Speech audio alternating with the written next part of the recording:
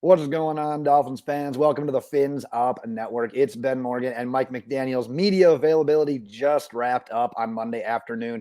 And as you can imagine, with Tua still in concussion protocol, the talk was dominated by quarterback talk. And Mike McDaniel was fairly loose on the details, but I would say that the biggest thing that came out of today is that he's preparing for both Skylar Thompson and Teddy Bridgewater as the potential quarterbacks for this week. And he said, quite honestly, I'll put it out there, hasn't even thought about Tua's playing status for this week and for any of the weeks. And we'll get into that here more in a moment. But more focused, the focus with Tua, he did exactly what we thought he was going to do. The focus is getting Tua healthy, the Tua as the person, not as the player, getting him healthy, getting his mind right, getting everything about his health 100% going forward. And he's been about that ever since day one, whenever we're talking about Tua and when we're talking about concussions. So Tua not being factored into any of those decisions at that point in time. And they got asked about the Jay Glazer report because Sunday morning, Jay Glazer comes on Fox and says that the ideal timeline is a hypothetical wild card playoff game for the Miami Dolphins that Tua could potentially be back for. Like, that's the target goal. Well, Mike McDaniel is kind of like, I don't know where that came from. I didn't say that. He doesn't know of any coaches that said that. Hasn't even had a discussion with Tua so far or the other coaching staff, the front office, as the one he'll be back. So no timeline has been discussed. Once again, health being number one. He did say that he talked to Tua today. They had do their typical meetings and everything. And Tua basically said he felt good, but there was no update in regards to what step Tua is in that concussion protocol. I think it's like the whole 5-step thing. McDaniel didn't even have an update as to what step Tua is in right now. So as of right now, Tua very, very, very unlikely for Sunday, with Skylar Thompson, Teddy Bridgewater being the game plan. That's what they're going for. And he said he would love to have a starting quarterback basically called in his head, knowing to the team by Wednesday. And he said Wednesday's perfect because then you know you're getting your quarterback 1 reps Wednesday practice and Thursday practice. That is always the goal. But situations like this, situations when there's injury, not only when there's just injury to Tua, but now we're talking about Teddy Bridgewater and his pinky as well. We're going to get that here in a second as well. But there's a lot of decisions to be made. So he knows that there is some room to potentially adjust if he's unable to name a starter by Wednesday, because we just talked about Teddy's finger. Now, what do you do in a backup situation if Teddy can't go, but Skylar has to start? And he said he wasn't shy about it. Mike McDaniel said adding depth at the position is part of the equation, is part of the current discussion. So maybe we see something within the next day or 2 days if they need to bring in a veteran. We'll have to see how that is. But like I said, wants Skylar, wants Teddy game ready, to be ready for that game due to the uncertainty. Now let's talk about Teddy's finger.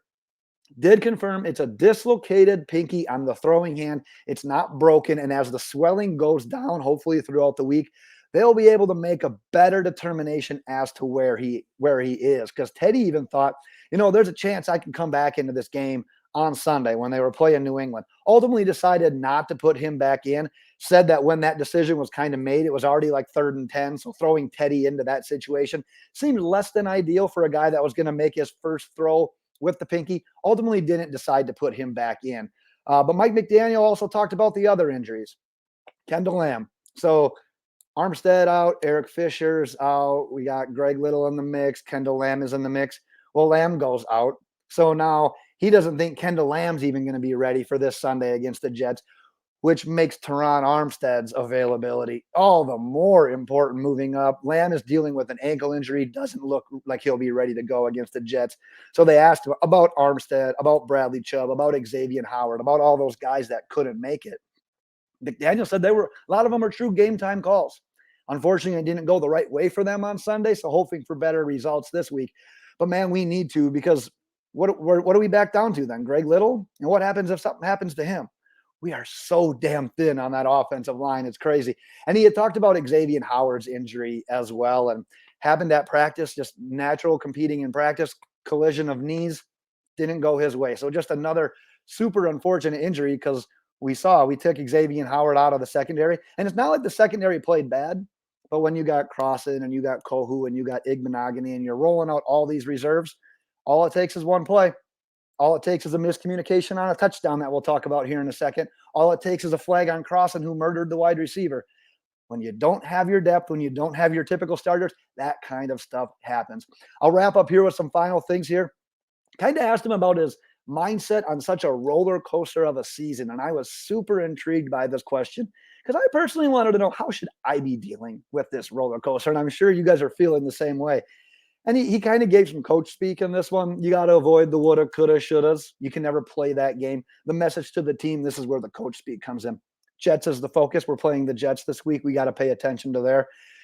And that really the losses over the last few weeks don't mean anything. You're never going to have, I mean, they mean something, but in regards to this week, they mean nothing. You're never going to have a clean season where injuries don't happen, where ups and downs don't happen. There's always going to be some level of a roller coaster season due to the parity that's in the NFL right now.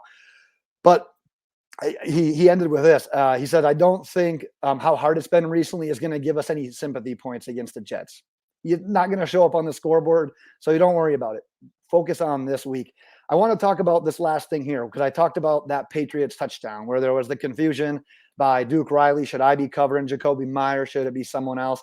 And Mike McDaniel said, coming out of the timeout on that play, half the defense saw the formation and the lineup one way, the other half saw it another way. So when right before the ball was snapped, Duke Riley's pointing at the wide receiver, Javon Holland's pointing at him. They kind of thought each other was going to take care of that wide receiver. A miscommunication led to the touchdown. Obviously, an easy touchdown by Myers, but he owned it. Mike McDaniel owned it. Said that's on the coaching staff, that's on the defensive staff, that's on everybody, players included. That we need to have this communication figured out. We need to get everyone on the same page so we don't have these lapses, especially a lapse where that essentially sealed the game, made it the 2-possession game late in the game, basically ended it. So it's good to see some accountability there, but Mike McDaniel said we need more accountability and we need to learn from those things. One piece of note that's not really press conference related, both the Miami Dolphins and the Buffalo Bills will have their games played week 18 Sunday at 1 p.m. Now, because I know there was some talk about Dolphins Jets potentially being in one of the primetime slots on either Saturday or Sunday night. Obviously, that went out the window when the Jets lost to the Seahawks. So meaningless game for the Jets, super meaningful for the Dolphins. And then obviously now, since we need the Bills to beat the Patriots, that game is of the utmost importance to us as well. So that game will be played simultaneously, same time as the Dolphins, 1 p.m. Eastern time on Sunday. I'm going to be back tomorrow. I'm working on something Mike McDaniel related. I have seen a plethora of overreactions on social media to Mike McDaniel recently, so I want to address that. So I want to put some time into that one. I hope to get around to that here yet later tonight and have that out for you guys tomorrow. But that is the Dolphins news for today, Dolphins fans, and we will talk to you again tomorrow. Fins up.